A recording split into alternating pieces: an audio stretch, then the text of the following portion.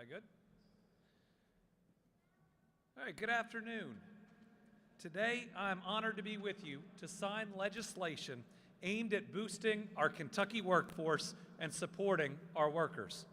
We all know Kentucky's economy is becoming a national powerhouse. We are celebrating the 2 best years of economic development in our history.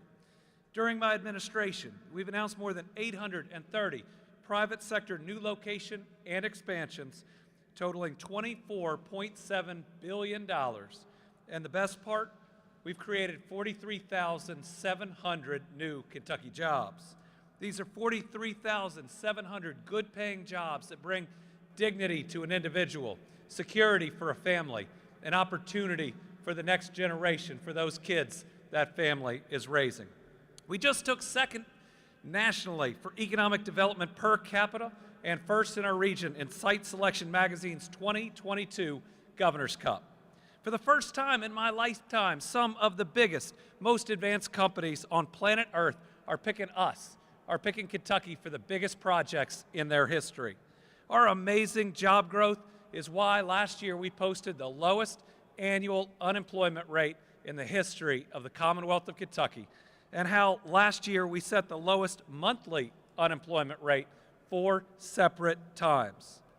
To continue this economic momentum, we have to do everything we can to support our workforce, to find new strategies, and to continue to fill these growing number of great jobs. Before we get to today's bills, it's important to note some steps that we've already taken to support our flourishing economy. We have been working to remove barriers that keep our people out of the workforce, not by kicking them while they're down, but by lifting them up. That's why this administration is focused on removing health roadblocks for Kentuckians and accessing dental, vision, and hearing care.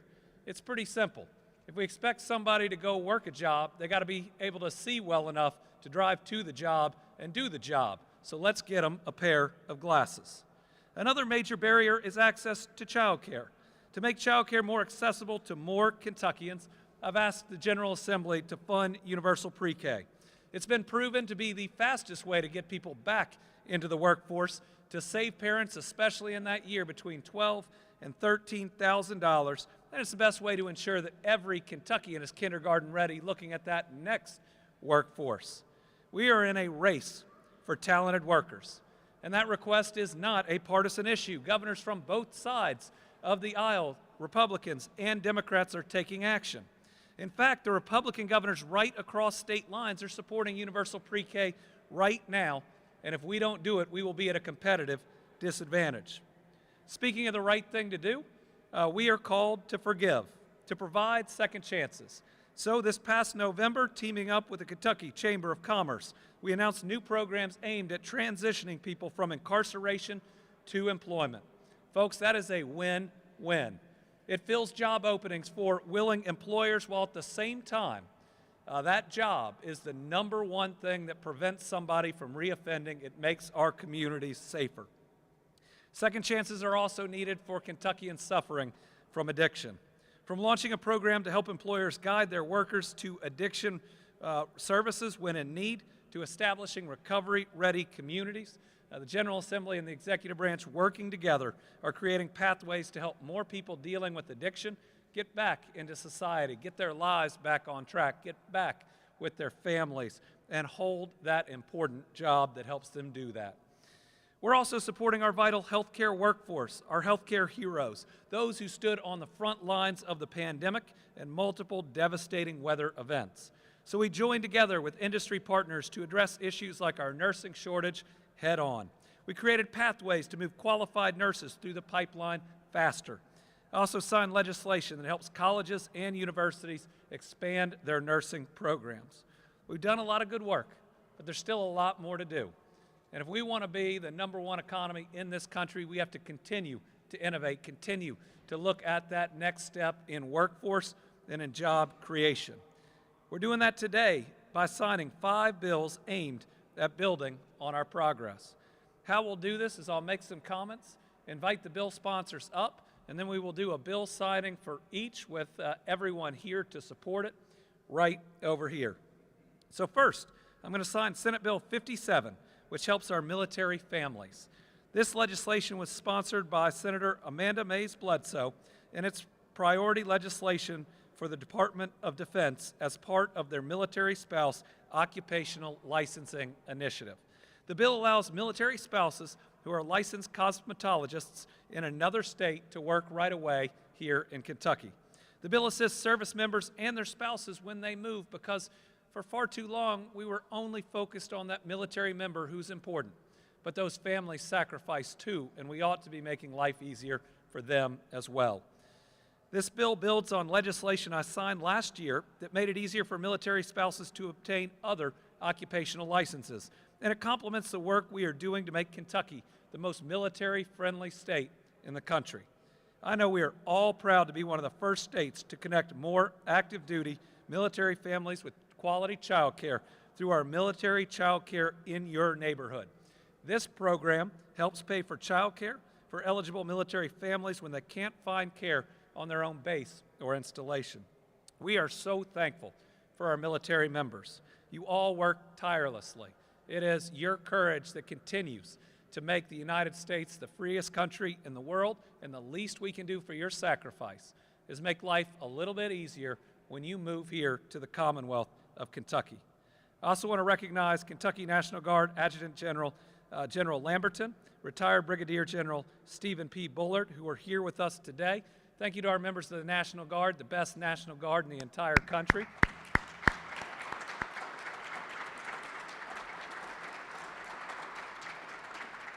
And to once again recognize all of our active military members.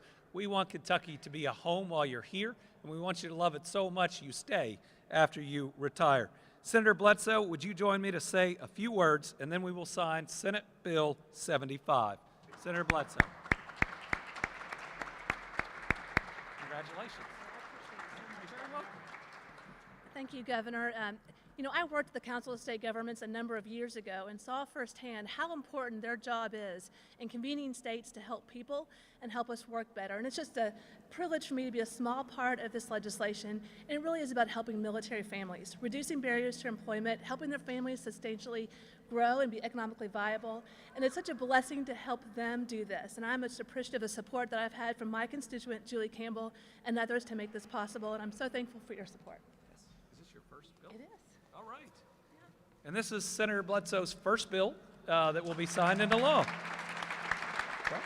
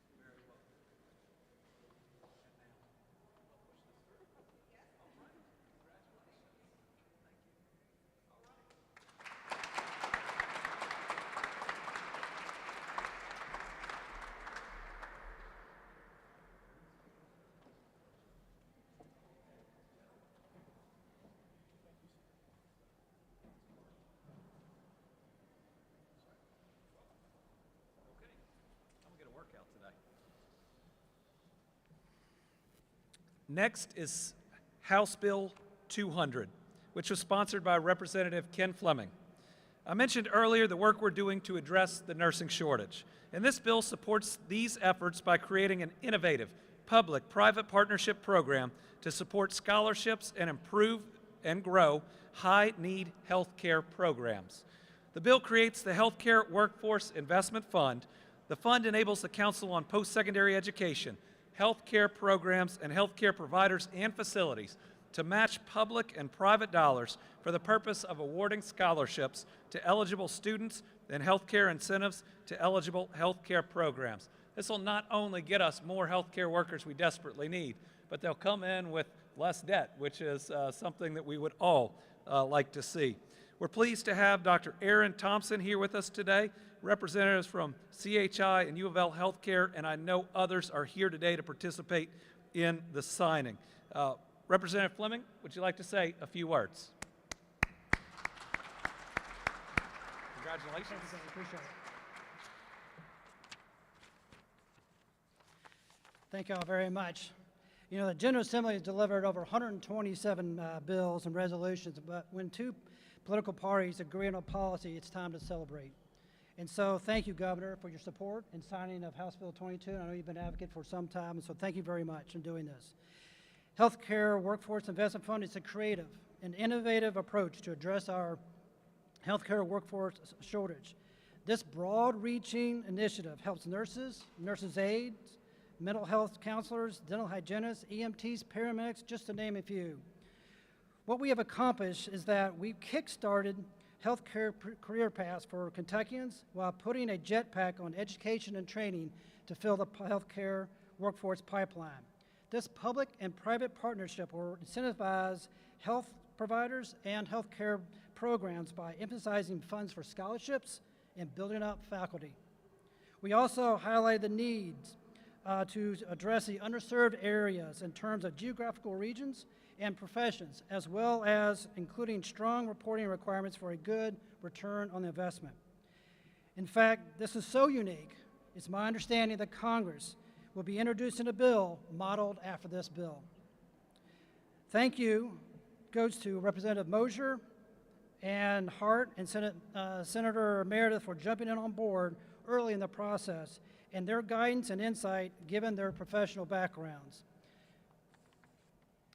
Just like Batman and Robin or the Green Hornet or Kato, we have another dynamic, powerful duo, Dr. Thomas and Dr. Sizemore of CPE. Without your leadership, enthusiasm, and intelligence, we would not be here today, so thank you.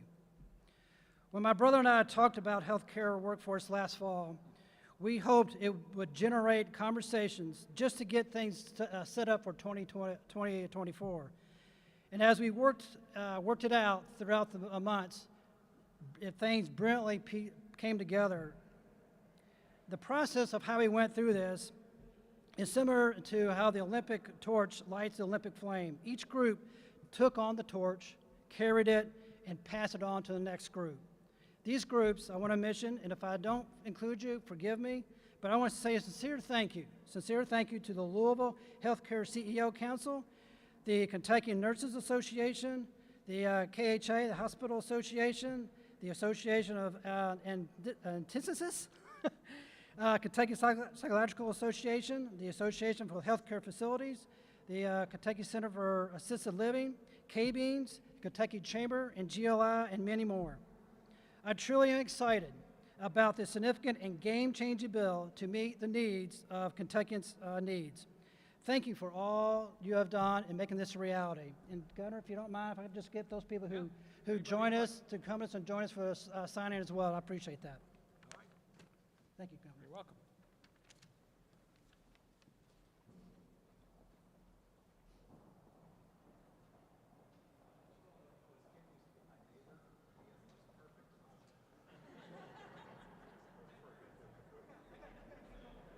Oh no, you saw I had two young kids when I was there. I thought the city was going to come talk to me. All right. So Representative, this is the real thing. Ceremonial.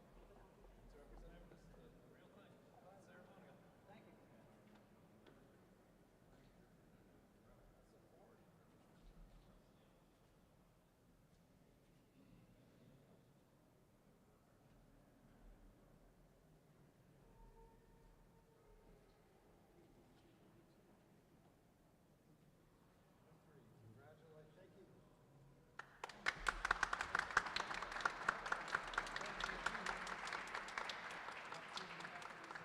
Build in the pipeline healthcare workers, public-private partnership. Governor, that's what we've been pushing. The legislature, the executive branch, and those of us in higher education, our colleges and universities, we are dedicated to working in partnership with our legislature and the governor's office, as you've seen, but moreover with our private partners to do that. So I want to thank you for signing into law, Representative Fleming, for actually building this out in such a way that everybody could have a part in it. Thank you all very much.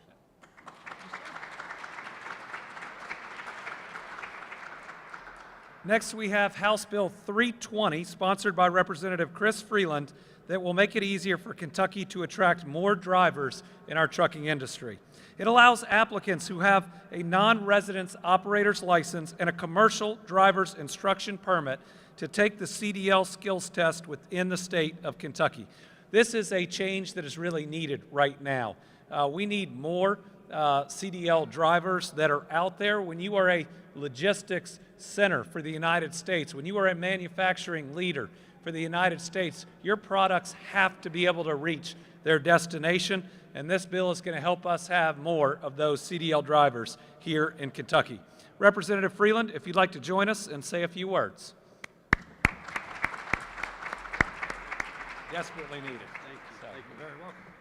Well, thank you. And this bill I'm most proud of is that it was kind of organic. It was a constituent that brought this idea to me. He has a training school for truck drivers, and he had 12 students who were trying to get their driver's license, their CDL license, to drive school buses. And they were from Tennessee, and they wanted to work in Kentucky. Well, they would have to take the test in Tennessee. So this just opens it up, makes us competitive. Tennessee offers this to our drivers. So now we're doing this. It's a reciprocal type thing. So I'm very proud of it. And one of the best parts is that all the revenue that's generated will stay with the Kentucky State Police. So it doesn't come to the General Assembly. It goes straight to them so they can use that for their programs. But I'm very thankful to the legislature for passing this and for the governor for signing it and seeing the need for it. So thank you. Thank you. Ready? Yeah.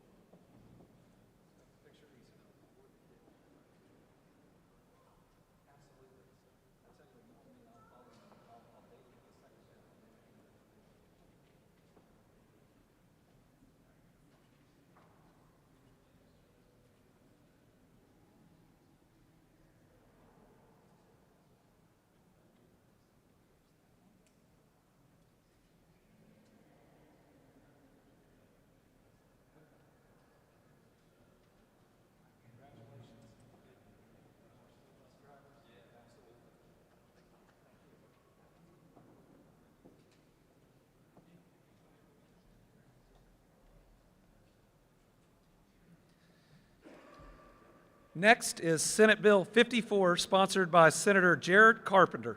This is a very good piece of legislation that opens up KEYS eligibility to students attending proprietary schools that are not eligible to participate in the federal Pell Grant program. KEYS currently helps high school graduates participating in an approved registered apprenticeship or qualified workforce training program to request reimbursement of approved expenses from their KEYS earnings instead of having the funds sent to an eligible college or university. Under this bill, students must be enrolled in programs deemed high demand by the Workforce Innovation Board. Examples of these programs would include nursing programs or welding. We are proud to have John Holbrook with the Tri-State Building and Construction Trades Council, AFL-CIO. We also have Adam Henter, Director of the Kentucky Welding Institute, that are here with us today. The bill also clarifies that students are eligible to earn KEYS dollars if they attend accredited out-of-state high schools or the Department of Defense schools as a result of their parents' or guardians' military transfer outside of Kentucky, and that the student earned a KEYS base amount at a Kentucky high school prior to the military transfer out of Kentucky. The bill supports our military families. It also supports students wanting to attend a proprietary school to go directly into a highly needed, skilled trade that we know have so many jobs openings right now. This is truly a workforce bill that opens up these dollars that are already there to get people into high demand fields. I want to thank Senator Carpenter for sponsoring the bill. He could not be with us today, but I'd like John Holbrook Adam Hinton and anybody else, if the chamber and others would like to join us, please come on up and be a part.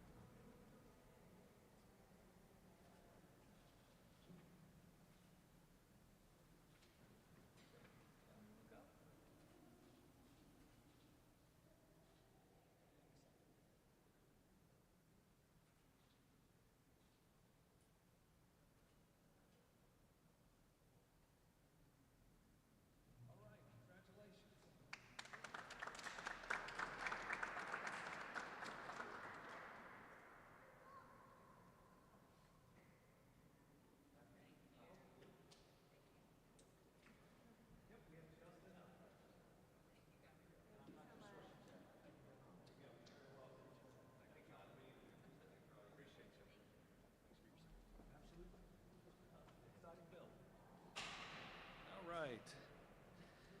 And finally, we have House Bill 32, sponsored by Representative Kevin Jackson. I have it under good authority that your grandson might be here running around the Capitol today. Is that true? Good. Is he here with us? Oh, my goodness. What's his name? Jude, who is here today, is 2. That makes him the youngest participant in our bill signings this year.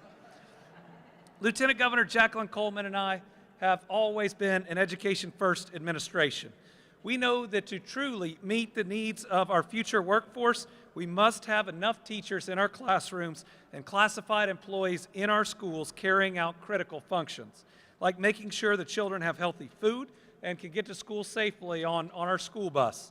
I'm proud to sign this bill, which is providing more opportunities for our school districts to hire school workers and then to help them obtain the high school equivalency diploma at no cost to the employee. This bill is a win-win-win. It gets more Kentuckians in the workforce. It helps support their education achievements, and it helps our schools and students. Representative Jackson, if you'd please join us to say a few words on what I think is going to be your first bill signed into law. All right. Thank you, sir. Congratulations. Thank you. Thank you, Governor.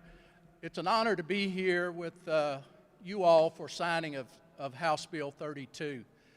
Those that know my background, I spent 37 years in education, 32 as a teacher and a coach, the last 5 years on the Warren County School Board. So when I got elected last fall, the first thing I wanted to do was come to Frankfort, and I wanted my first bill to be something that would benefit education, public education. And House Bill 32 does that. As the governor said, House Bill 32 in a nutshell gives the school system an opportunity to hire individuals without a high school diploma or a GED. But they will be able to work toward that if they so choose.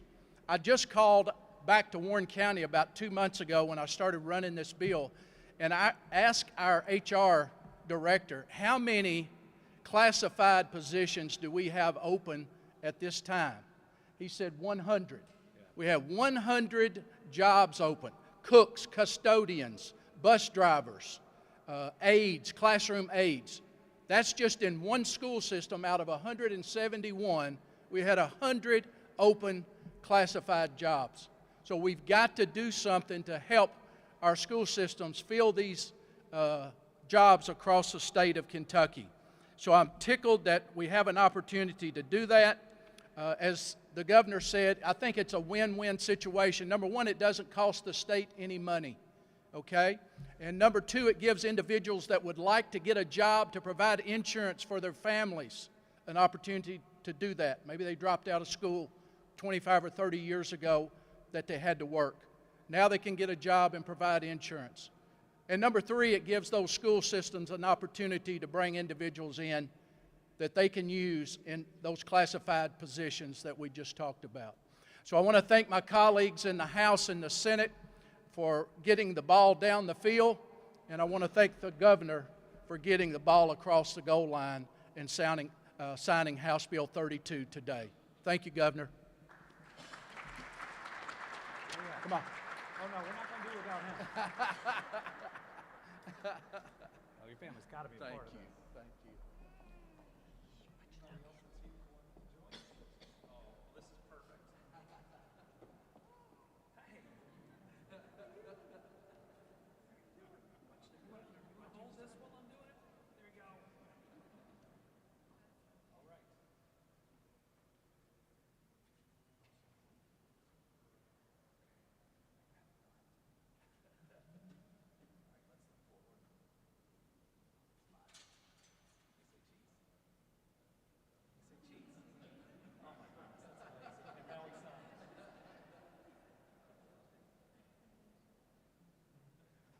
I'm going to keep the seat warm for you, okay?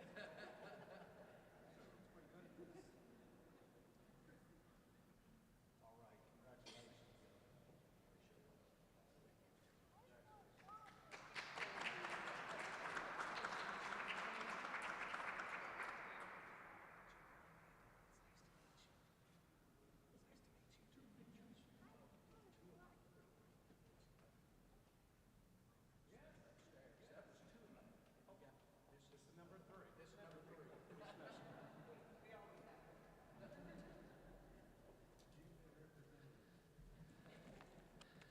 Today, we are making good on the promise of building a better Kentucky for all of our families and ensuring that the next generation never has to leave this Commonwealth to chase their dreams. As the dad of 2 middle school children, this is personal to me. I want to thank each of these legislatures and the General Assembly for passing these bills aimed at giving our folks more opportunity, at boosting our workforce, at recognizing we've got the most red-hot economy of our lifetime, and that requires us to continue to innovate because we don't want that growth to stop anytime soon. Thank you all very much.